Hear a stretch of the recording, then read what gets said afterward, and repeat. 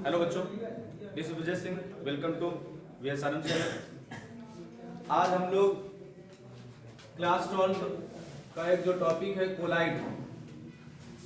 Collide के विषय में काफ़ी चीज़ें हम लोग पढ़ चुके हैं। आज हम लोग कोलाइड के प्रकार के विषय में पढ़ेंगे। जो कोलाइड के तंत्र हैं अर्थात कोलाइड के तंत्रों के जो प्रकार हैं आज हम लोग वो सीखेंगे। जो कोलाइड के प्रकार हैं, टोटल कोलाइड हमारे 8 प्रकार के होते हैं। जैसा कि हम लोग पहले पढ़ चुके हैं, जो विलयन होता है, विलयन हमारा बना करता है विलेय प्लस विलायक से। विलेय होता है और विलायक होता है। विलेय की मात्रा कम हुआ करती है, विलायक की मात्रा ज्यादा होती है। और इसी प्रकार जो कोलाइड है, कोलाइड विलयन की एक अवस्था है। सारे कोलाइड विलयन हो सकते हैं किंतु सारे विलयन कोलाइड नहीं हो सकते। कोलाइड जो होती है वो विलयन की क्या होती है, एक अवस्था होती है। जैसा कि हम कोलाइड की परिभाषा कई सारे पढ़ चुके हैं। जो हमारे थॉमस ग्राम जी थे उन्होंने बताया था कि ऐसे पदार्थ जो चर्मपत्र की झिल्ली से तेजी से छनकर क्या हो जाते हैं, अलग हो जाते हैं, उन्हें हम लोग क्रिस्टलाव कहते हैं। और जो धीरे धीरे छनते हैं उसे कोलाइड कहते हैं। तो ये हम लोग पढ़ चुके थे किसके अनुसार, थॉमस ग्राम के अनुसार। अब बात करते हैं फिर आधुनिक वैज्ञानिक है, उन्होंने बताया ऐसे विलयन जिनके कण 10⁻⁴ सेंटीमीटर से 10⁻⁹ सेंटीमीटर के बीच होते हैं उसे कोलाइड कहते हैं। अगर एंगस्ट्रॉम में बताया जाए तो हमारे 10 एंगस्ट्रॉम से लेकर 10,000 एंगस्ट्रॉम के बीच होते हैं। नैनोमीटर में अगर बताया जाए तो 1 नैनोमीटर से लेकर 1000 नैनोमीटर के बीच होते हैं कोलाइड के कण। तो ये हम लोग कोलाइड के पढ़ चुके थे। बाकी विलयन बेटा जो हम लोगों ने पढ़ा था वो 9 प्रकार की विलयन हुआ करते हैं। ठोस का ठोस में विलयन, ठोस का द्रव में विलयन, ठोस का गैस में विलयन, और द्रव का ठोस में विलयन, द्रव का द्रव में विलयन, द्रव का गैस में विलयन, और गैस का ठोस में विलयन, गैस का द्रव में विलयन, गैस का गैस में विलयन। इस प्रकार टोटल जो विलयन होते हैं 9 प्रकार के होते हैं। लेकिन कोलाइड हमारे टोटल 8 प्रकार के ही होते हैं। देखो, ठोस का ठोस में कोलाइड, ठोस का द्रव में कोलाइड, ठोस का गैस में कोलाइड, द्रव का ठोस में कोलाइड, द्रव का द्रव में कोलाइड, द्रव का गैस में कोलाइड, गैस का ठोस में कोलाइड, गैस का द्रव में कोलाइड। गैस का गैस में कोलाइड नहीं होता है, गैस का गैस में कोलाइड नहीं होता है, वो वास्तविक विलयन हो जाता है क्योंकि उसमें कण विलेय तथा विलायक के लगभग समान हो जाते हैं। याद रखना, जो कोलाइड होता है, कोलाइड जो बना होता है परिक्षेपण माध्यम तथा परिक्षिप्त प्रावस्था से बना होता है। परिक्षेपण माध्यम ये वर्क करता है हमारा एक विलायक की तरीके, जबकि परिक्षिप्त प्रावस्था ये काम करता है ये विलेय की तरह। अर्थात कह सकते हो परिक्षेपण माध्यम ज्यादा होगा और परिक्षिप्त प्रावस्था कम होगी। अगर कोलाइड में जो चीज ज्यादा है वो परिक्षेपण माध्यम कहलाएगा, जो कम है वो परिक्षिप्त प्रावस्था कहलाएगी। बात करते हैं जिस जैसे नाम पड़ा ठोस का ठोस में कोलाइड। इसका अर्थ है जो चीज हम पहले बोलते हैं वो परिक्षेपण माध्यम होता है, जो बाद में बोलते हैं वो परिक्षिप्त प्रावस्था होता है। अगर हमने बोला ठोस का ठोस में कोलाइड, इसका अर्थ है परिक्षेपण माध्यम ठोस है, परिक्षिप्त प्रावस्था भी ठोस है। अगर हमने बोला ठोस का द्रव में कोलाइड, तो इसका अर्थ है परिक्षेपण माध्यम ठोस है जबकि परिक्षिप्त प्रावस्था द्रव है। जो हम पहले बोले वो परिक्षेपण माध्यम होगा, जो बाद में बोले वो परिक्षिप्त प्रावस्था होगा। जैसे हमने बोला द्रव का ठोस में कोलाइड, तो इसका अर्थ है परिक्षेपण माध्यम द्रव है और परिक्षिप्त प्रावस्था ठोस है। तो बच्चों ये बात तो खैर तुम लोग अब समझ चुके होंगे कि परिक्षेपण माध्यम परिक्षिप्त प्रावस्था किसे कहते हैं। परिक्षेपण माध्यम ज्यादा होता है, विलयन में ये विलायक कहलाता था, और परिक्षिप्त प्रावस्था कम होता है, विलयन में ये विलेय कहलाता है। और कोलाइड में इनके नाम, विलायक का नाम परिक्षेपण माध्यम हो जाता है और विलेय का नाम परिक्षिप्त प्रावस्था हो जाता है। परिक्षेपण माध्यम के जो कण होते हैं वो कम होते हैं, इसके कण लगभग 10⁻⁷ से 10⁻⁹ सेंटीमीटर के बीच होते हैं, जबकि इनके कण 10⁻⁴ से लगभग 10⁻⁷ सेंटीमीटर के बीच होते हैं। इनके कण विलेय के बड़े होते हैं, विलायक के कण छोटे होते हैं। अब बात करते हैं जैसे हम अब कोलाइड के नाम अलग अलग आएंगे। टोटल कोलाइड 8 हैं, वो अलग अलग प्रकार के होंगे। जैसे क्वेश्चन आएगा ठोस सॉल किसे कहते हैं, क्वेश्चन आएगा ठोस सॉल किसे कहते हैं, तो परिभाषा क्या लिखोगे, ठोस का ठोस में बना कोलाइड ठोस सॉल कहलाता है। खत्म। या तो ऐसे कह सकते हो, ऐसा कोलाइड जिसका परिक्षेपण माध्यम ठोस तथा परिक्षिप्त प्रावस्था भी ठोस हो, ठोस सॉल कहलाता है। तो परिभाषा लिख लोगे। अगर आ जाएगा ठोस सॉल किसे कहते हैं, तो ठोस सॉल की परिभाषा तुम लोग लिख लोगे, हम समझ रहे हैं। क्या कह सकते हो, ठोस का ठोस में बना कोलाइड क्या कहलाता है, ठोस सॉल कहलाता है। या दूसरी तरीके लिखोगे, ऐसा कोलाइड जिसका परिक्षेपण माध्यम ठोस तथा परिक्षिप्त प्रावस्था भी ठोस हो, उसे ठोस सॉल कहते हैं। एग्जाम्पल की बात करें, रंगीन कीमती रत्न, जितने भी रंगीन कीमती रत्न हैं वो सब काहे के बने होते हैं, ये सब ठोस सॉल कहलाते हैं। जैसे रूबी, रूबी तो काफी बड़ा हमारा, काफी अच्छा हमारा रत्न होता है। मोती, रंगीन कांच, ये सब किसके उदाहरण है, ठोस सॉल के। तो कई बार कभी कभी ऑप्शन में लिख कर आ जाता है, वो कह देंगे हमारा लिखा होगा मोती है, तो ऑप्शन में लिखा होगा ठोस सॉल, जेल, ठोस पेन, सॉल, तो कौन सा टिक करोगे, ठोस सॉल। अरे ठोस सॉल का मतलब तुम्हें खुद समझ में आ रहा होगा, ठोस मतलब सब ठोस है, चाहे परिक्षिप्त प्रावस्था हो, परिक्षेपण माध्यम, अगर दोनों ठोस है तो उसे ठोस सॉल कहेंगे। बताओ बात समझ में आ रही नहीं आ रहा है, ठीक है। और ये इसके एग्जांपल है। नेक्स्ट बात करते हैं, एक आता है जेल अथवा जेली किसे कहते हैं। ये कई बार ये कोई, ये जिसमें हमने टिक लगाया ये इंपॉर्टेंट है, ये आ चुके हैं, ठीक है। ये क्वेश्चन आया जेली किसे कहते हैं, एक एक नंबर में परिभाषा लिखी रही थी, जेली या जेल किसे कहते हैं। तुम बताओगे ठोस का द्रव में बना कोलाइड जेल कहलाता है। अरे जेल, हमारे जो फलों के रस होते हैं वो सब जेली होते हैं। जेली वाला एक टॉफी भी आती है, और हमारा जो एक पेन होता है जेल वाला, तो वो सब है क्या, एक प्रकार के कोलाइड होते हैं। तो याद रखना, ठोस का द्रव में बना कोलाइड क्या कहलाता है, जेल कहलाता है। या तो कह सकते हो ऐसा कोलाइड जिसका परिक्षेपण माध्यम ठोस तथा परिक्षिप्त प्रावस्था द्रव हो, उसे जेल कहते हैं। कहने का अर्थ है ठोस की मात्रा ज्यादा होगी, परिक्षेपण माध्यम ठोस है ना, तो ठोस की मात्रा ज्यादा होगी और द्रव की मात्रा कम होगी। अगर ऐसा है तो क्या कहलाएगा, जेली कहलाएगा। एग्जाम्पल की बात करें, जैसे पनीर है, मक्खन है, फलों के जेली है, ये एग्जाम्पल में और कंडीशन में भी पूछा जाता है। जैसे नीट का एग्जाम अगर दोगे तुम लोग, और टीजीटी, पीजीटी, कई सारे कॉम्पिटिटिव एग्जाम हुआ करते हैं, उसमें आ जाता है, लिखा रहता है फलों की जेली है, ऑप्शन में लिखा होगा जेल, ठोस पेन, ठोस सॉल, सॉल, किसमें टिक करोगे, ये क्या है, कोलाइड के नाम है। ये जो लिखे हैं सब ये कोलाइड के नाम है।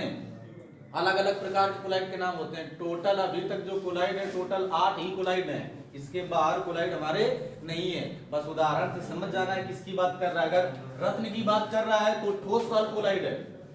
अगर हम पनीर की बात या मक्खन की बात या फलों के रस की बात करें, वो जेली है, क्योंकि जेल के रूप में होता है, ठीक है। तो अब ये समझ गए होंगे। जैसे पनीर है, पनीर में मात्रा ज्यादा किसकी होती है, ठोस की, और जो कम होता है वो क्या, द्रव। हमारा जैसे पनीर में हमारा फैट होगा और लिक्विड होता है, पानी होता है, तो पानी ज्यादा थोड़ा होता है। अगर पानी ही ज्यादा हो जाएगा तो फिर पनीर किस बात समझ रहे हो। पनीर की उस पनीर में पानी की मात्रा कम होती है, अर्थात द्रव कम होता है। बाकी जो चीज होती है वो ठोस होता है, ठोस की मात्रा क्या होती है, ज्यादा होती है। इस वजह से ये क्या कहलाएगा, ठोस का द्रव में बना कोलाइड कहलाएगा। समझ गए। जो चीज ज्यादा हो, कभी अगर तुम्हें समझ में भी ना आए तो उसको थोड़ा अंडरस्टूड कर लेना, समझ लेना कि ज्यादा क्या है, और जो ज्यादा है वो क्या है, द्रव है कि ठोस है कि गैस है। अगर गैस है तो गैस से संबंधित नाम होगा उसका। अगर ठोस वाला ज्यादा है तो परिक्षेपण माध्यम ठोस के नाम होंगे। ये जो ऊपर लिखे हैं ये ठोस वाले हैं, ये जो लिखे हैं द्रव वाले हैं, और 2 गैस वाले हैं परिक्षेपण माध्यम के, और दूसरा परिक्षिप्त प्रावस्था रहा होगा। ऐसे हम लोग पहचानते हैं कभी कभी अगर नहीं समझ में आता है। बाकी ये जो ये एग्जाम्पल लिखे हैं ये से पूछा जाता है ज्यादातर। जैसे पूछा गया है फलों की जेली है, ठीक है, तो ये जेल।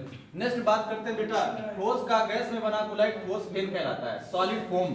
तो एक ठोस फेन होता है। एग्जाम्पल की बात करें, जावा पत्थर, जैसे केमिस्ट्री में तुमने कई जगह पढ़ा था जावा पत्थर। जब हम लोग कैसे हम लोग सॉल्व कर रहे थे तो उसमें उनका क्या करते थे, शुद्ध करते थे, शोधन करते थे, तो वहां पर हम लोग जावा पत्थर लिया था। तो जावा पत्थर क्या होता है, ठोस होता है, और अंदर क्या होती है, गैस होती है। जहाँ खाली जगह होती है वहां गैस होती है। तो बताओ गैस ज्यादा कि ठोस ज्यादा, ठोस ज्यादा, गैस कम, तो ये कोलाइड हो गया, क्या कहेगा, ठोस का गैस में बना कोलाइड। तो ठोस का गैस में बना कोलाइड है तो क्या कहते हैं? ठोस फेन कहते हैं या सॉलिड फेन कहते हैं। एग्जांपल पॉलीस्टाइरीन फोम हो गया, रबड़ फोम हो गया, तो ये हमारे क्या आते हैं? ठोस फेन। और जो स्पंज होते हैं हमारे, जैसे जो सोफा होते हैं उसमें हम लोग स्पंज जो नहीं सॉफ्ट करने के लिए डालते हैं, तो वो भी फोम ही है एक प्रकार का। तो उसकी मात्रा क्या होती है? ज्यादा होती है। और बीच में जरा जरा से जो छिद्र होते हैं उसकी मात्रा क्या होती है? कम। उसमें गैसें होते हैं, जैसे ये हमारा डस्टरी है तो इसमें जो फोम है तो इसकी मात्रा ज्यादा है, गैसें जो होंगी उनकी मात्रा कम होगी। तो एक ठोस हो गया, परिक्षेपण माध्यम क्या हो गया? ठोस। और परिक्षिप्त प्रावस्था क्या हो गया? गैस। तो ये पहचानना भी पड़ता है हमें कि परिक्षेपण माध्यम क्या है, परिक्षिप्त प्रावस्था क्या है। जो ज्यादा हो परिक्षेपण माध्यम, जो कम हो वो परिक्षिप्त प्रावस्था। तो इस तरीके बेटा ये समझ गए होगी। ये खैर अभी तक एग्जाम में नहीं आया, ये ऊपर वाले आ चुके हैं, बाकी तुम्हें सब अच्छे से समझना है। नेक्स्ट बात करते हैं, द्रव का ठोस में बना कोलाइड क्या कहलाता है? सॉल कहलाता है। ये आ चुका है, इंपॉर्टेंट है, ठीक है। तो क्वेश्चन आया था सॉल किसे कहते हैं? आप सॉल किसे कहते हैं? तो सॉल का मतलब ये कोलाइड है, सॉल का मतलब ये ठंडी वाला उड़ने वाला कोई सॉल नहीं है, ठीक है। तो इसे सॉल कहते हैं। क्या कहते हैं? सॉल। तो द्रव का ठोस में बना कोलाइड क्या कहलाता है? सॉल कहलाता है। एग्जांपल की बात करें, सल्फर का जल में कोलाइड विलयन। सल्फर का जल में, जब सल्फर जल में घोलोगे तो क्या होता है? एक प्रकार का वो हमारा सॉल होता है। नमक का बेंजीन में कोलाइड विलयन, याद है? नमक अगर पानी में घोल दोगे तो वो हमारा कोलाइड नहीं है, वो बन जाता है वास्तविक विलयन। लेकिन अगर नमक को बेंजीन में घोल दिया तो ये कोलाइड बन जाएगा, और इस कोलाइड का नाम होगा क्या? सॉल। ये कोलाइड का नाम क्या होगा? सॉल। क्योंकि अगर हम लोग बात करें इसमें, जब ये घुल जाता है तो मात्रा किसकी ज्यादा होती है? द्रव ज्यादा होगी, मतलब बेंजीन की मात्रा ज्यादा होगी क्योंकि द्रव है। और नमक घोल रहे हैं, नमक की मात्रा कम होगी तो वो ठोस है। बात समझे? अगर हम कह दें नमक तथा नमक का बेंजीन में जो कोलाइड विलयन, इसका नाम बताओ, तो क्या नाम है? सॉल। अगर हम इसमें कहेंगे परिक्षेपण माध्यम तथा परिक्षिप्त प्रावस्था बताओ अलग अलग, तो जाहिर सी बात है नमक कम घोला गया होगा, तो नमक हो गया क्या? परिक्षेपण माध्यम, परिक्षिप्त प्रावस्था। और बेंजीन क्या हो गया? परिक्षेपण माध्यम। जिसमें कोई चीज घोला जाए वो ज्यादा होता है, हम लोग विलयन में पढ़े थे, उसे विलय कहते थे। और जो चीज मिले घोलते हैं उसे विलय कहते हैं, अर्थात वो क्या हो जाएगा? परिक्षिप्त प्रावस्था हो जाएगी। बात करते हैं, ये मोस्ट इंपोर्टेंट है, कई बार आया है, पायस किसे कहते हैं? कई बार आया है, पायस किसे कहते हैं, ठीक है। तो पायस किसे कहते हैं याद रखना, द्रव का द्रव में बना कोलाइड पायस कहलाता है। द्रव का द्रव में बना कोलाइड, मोस्ट इंपोर्टेंट याद रखना, द्रव का द्रव में बना कोलाइड पायस कहलाता है। अर्थात ऐसा कोलाइड जिसका परिक्षेपण माध्यम तथा परिक्षिप्त प्रावस्था दोनों द्रव होते हैं उसे पायस कहते हैं। अपने इसी परिभाषा लिख सकते हैं, ठीक है। एग्जाम्पल की बात करें, तेल का पानी में विलयन, दूध, चाय, जो चाय होती है, चाय में क्या पानी और दूध दोनों डालते हो, तो दोनों क्या है? द्रव है। अब उसमें ये पहचानना होगा ज्यादा कौन है कम कौन है, तो अपने अकॉर्डिंग भी कर सकते हो। ये जैसे दूध है, दूध में हमारा जो एक फैट होता है वो लिक्विड रूम में, और पानी है। अब इसमें ज्यादा कौन होता है? ज्यादा हमारा पानी रहता है इसमें, ठीक है। तो बात करते हैं, याद रखना पायस किसे कहते हैं। एक चीज याद रखना, ये तुम्हें पहले भी बताए हुए हैं, पायस अस्थायी होते हैं। कैसे होते हैं? अस्थायी।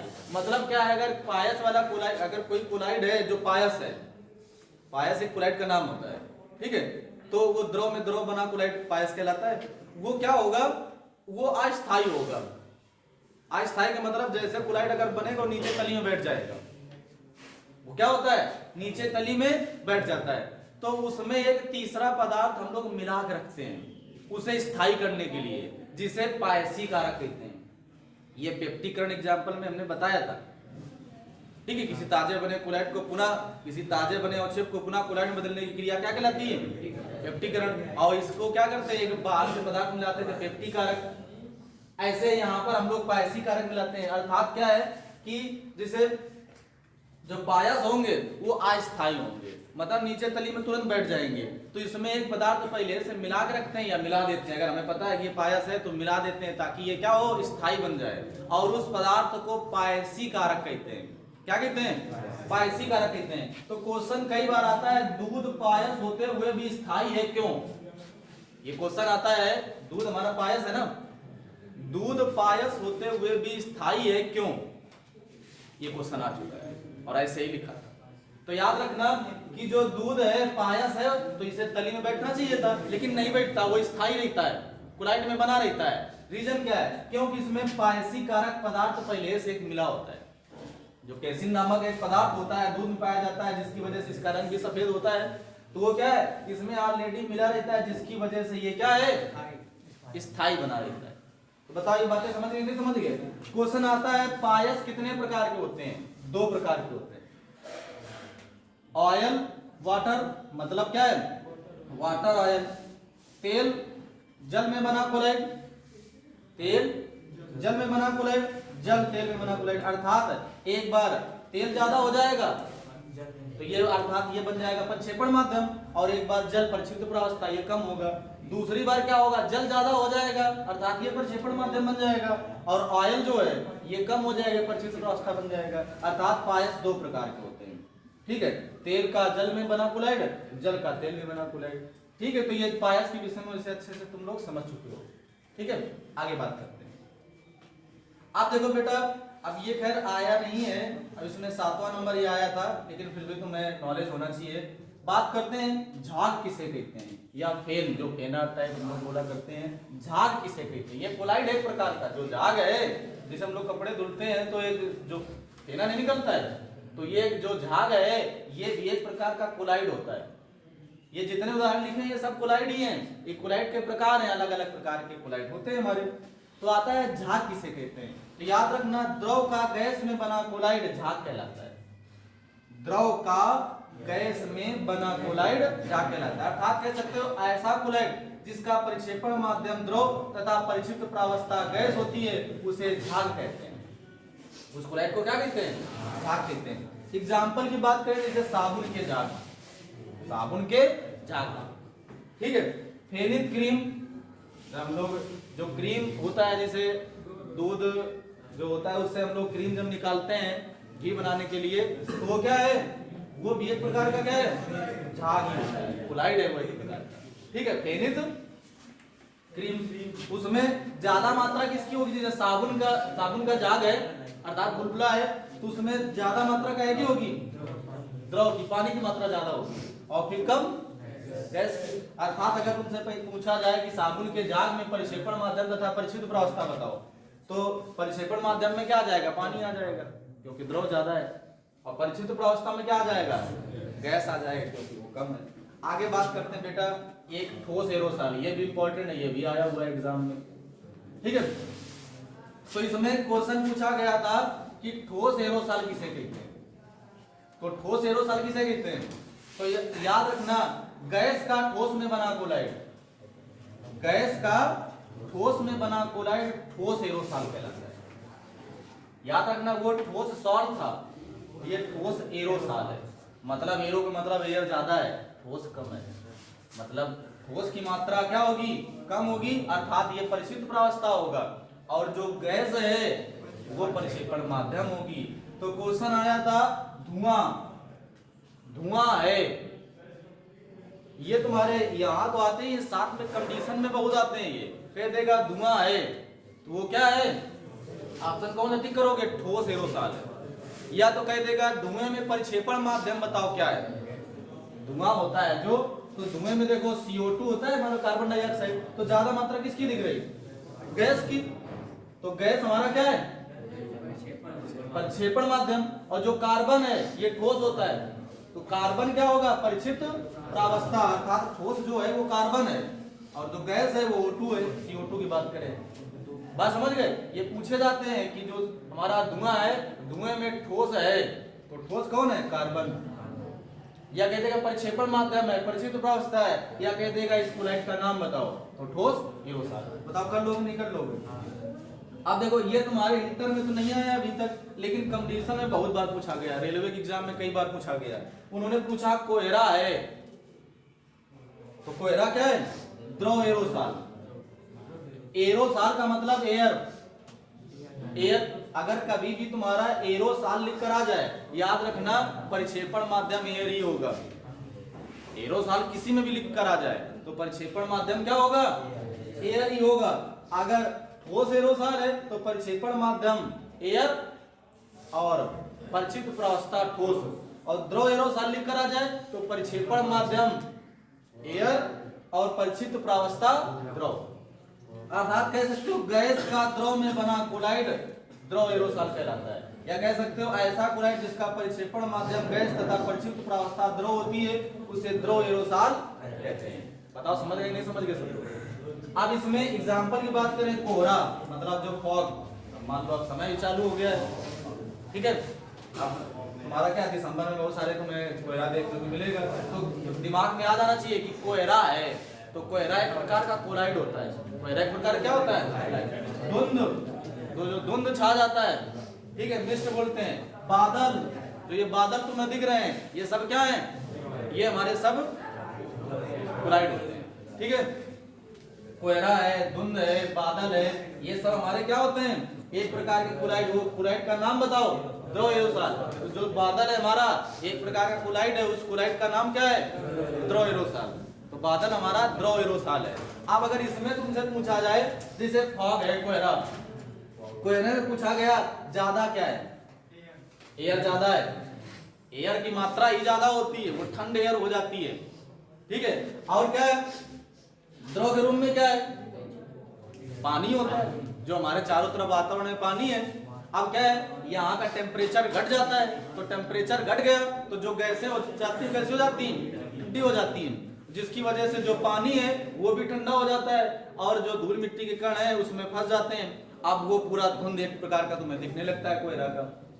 जब ठंडी होती है तब ऐसा होता है, ठीक है। और जब हमारे कपड़े में कोहरा अगर लगता है तो तुम देखे होगे, अगर ऑटोमेटिक जो पानी के कण है वो चले जाएंगे, और जो धूल मिट्टी कण उसमें चिपके रहते हैं, कपड़ा गंदा लगता है। बात समझ गए? क्योंकि उसमें क्या होते हैं? हमारे ये कह सकते हो डस्ट होती है। तो इस प्रकार बेटा तुम लोग समझ चुके होंगे जो कोलाइड है वो कितने प्रकार के होते हैं, अलग अलग टाइप के। हमने कोलाइड सभी 8 कोलाइड के विषय में विस्तृत तुम्हें समझा दिया। नहीं समझ में आया क्या? समझ गए? अगर तुम्हें थोड़ा अगर डाउट हो तो दोबारा एक बार वीडियो बैक करके देखोगे, पूरा समझ में आ जाएगा, क्योंकि हमने स्टेप बाय स्टेप सारी बातें बताई हुई हैं। अगर किसी भी प्रकार का तुम्हें अगर फिर भी डाउट होता है तो कमेंट कर जरूर बताना, ठीक है। तब तक के लिए जय हिंद।